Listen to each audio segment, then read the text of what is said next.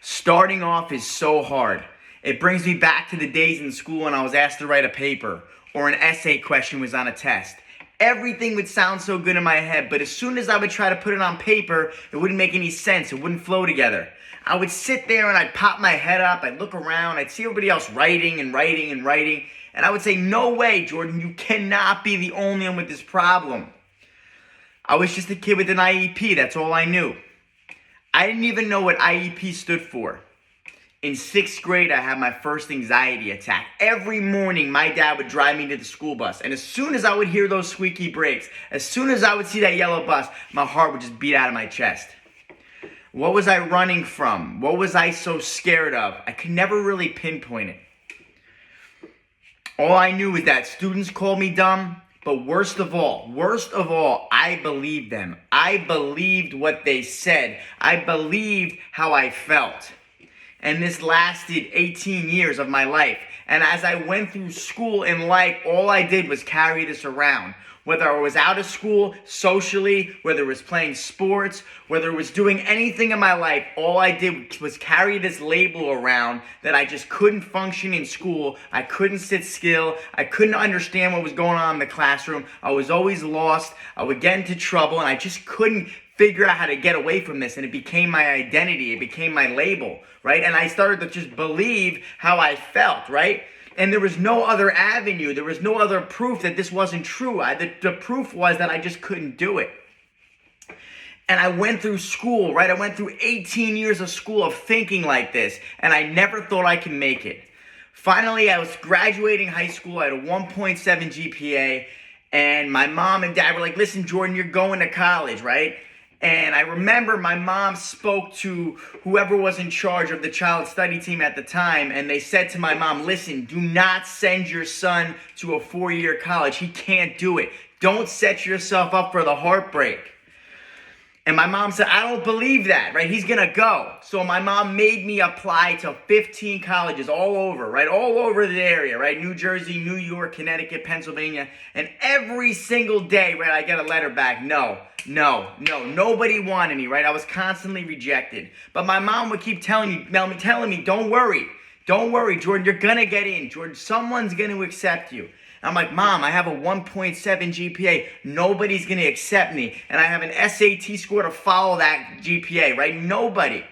So finally, it was this final school, right? The head of the guidance counselor said, hey, Jordan, listen, this is your last chance.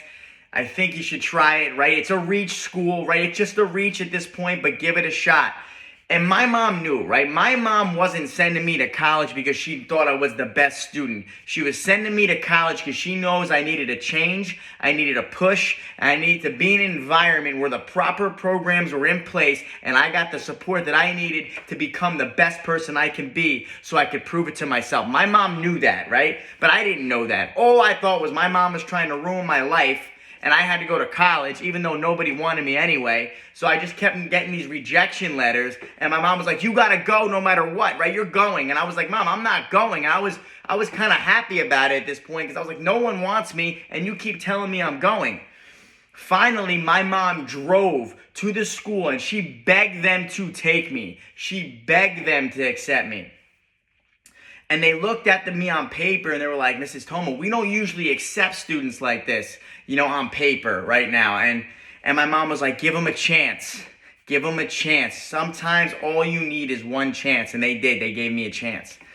And when I went to that program, I remember I got dropped off. I started to cry, and I was crying, and I didn't want to leave my room, and I didn't want the college kids to see me crying. So I ran to the bathroom, right? The bathroom was right next to my dorm, and I ran in there. And I'm looking at myself in the mirror crying, and I'm crying. And I just throw water on my face, and I can't understand or explain why I'm crying. I'm just angry. I feel like I'm going to fail again. I failed out of a private high school prior to going to public school. I thought this was all happening again. I was just going to fail. I never was going to make it. I never passed an assignment on my own at this point. I didn't know anything. I didn't know what to expect. So I was just crying, and I was angry, and I was full of anxiety. And I remember I looked at myself in the mirror crying, and I said to myself, Jordan, you have to change. And I don't know what came over me. And I was just like, Jordan, you have to change. And I took water and I put it on my face. And for the first time in my life, I went back in my room. And I set my alarm for 6 a.m. because we had to be up at 6 a.m. for breakfast. And for the first time in my life, I got up on my own. I got dressed. I went to class on my own. I sat in the front of the classroom on my own.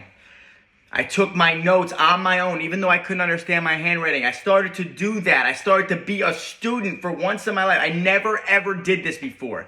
And for the first time in my life, I was 18 years old. I passed an assignment on my own. I did an assignment. I'll never forget. It was an English assignment. I handed it in.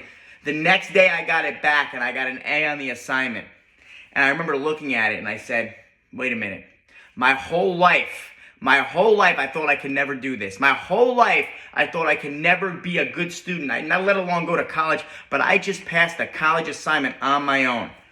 And I was born in 1989, but this was 2008, and this is when I came to life. And as soon as I did that, I realized something, that I was selling myself short my whole life. For 18 years, I was selling myself short. You might be selling yourself short right now. You might be selling yourself short right now. Whether you're 13, 14, 15, 16, 17, 18, it doesn't matter. Whatever point in your life you are right now, you probably are selling yourself short. And I realized this when I was 18. And I looked back at my life and I said, now it's time to make up for lost time. And I started to study all night long. I started to rewrite my notes till my hand went numb. I started to give it everything that I had every single night. I went to the library, I went to class. I went to the library, I went to class. I went to class, I went to my tutor. I went to class, I went to my tutor. I started to embrace my accommodations. I started to understand the way that I learned. I had to rewrite things. I had to rewrite everything over and over and over again. I had to say no to going out. I had to just believe in myself. And I started to prove it to myself. And when I started to prove it to myself, I started to start a foundation of success.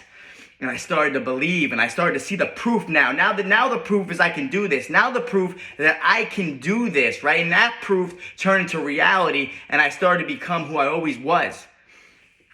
I ended up graduating the program with a 4.0 that carried over for 4 years straight. For 4 years straight, I worked so hard in college, so hard. Class, library, class, tutor, class, library, class, tutor, sleep, wake up, do it again. 4 years, that's all I did. 4 years flies by.